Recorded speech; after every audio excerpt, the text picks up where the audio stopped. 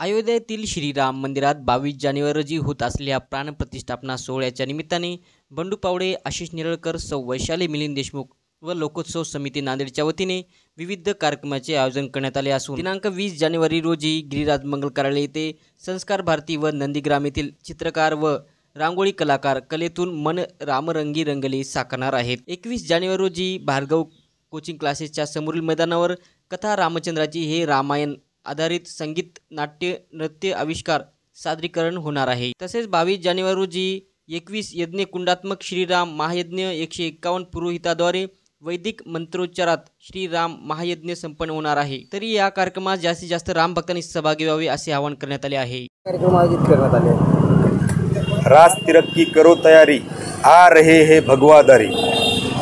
500 वर्षाच्या प्रतीक्षेनंतर, अनेक रावणाच्या विरोधानंतर प्रभू रामचंद्र येत्या 22 तारखेला अयोध्येमध्ये भव्यदिव्य अशा मंदिरामध्ये विराजमान होणार आहेत।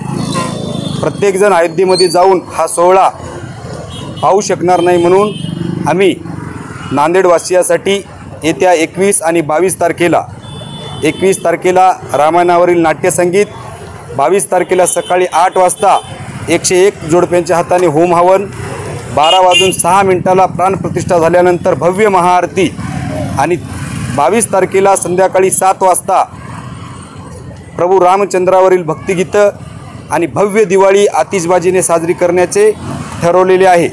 तरी सर्व नांदेडवासियांनी या सोहळ्याला उपस्थित राहून या भव्यदिव्य सोहळ्याचे साक्षीदार व्हावे असे आमच्या सर्व रामभक्ताच्या वतीने आवाहन करण्यात येत आहे। Okay, number 1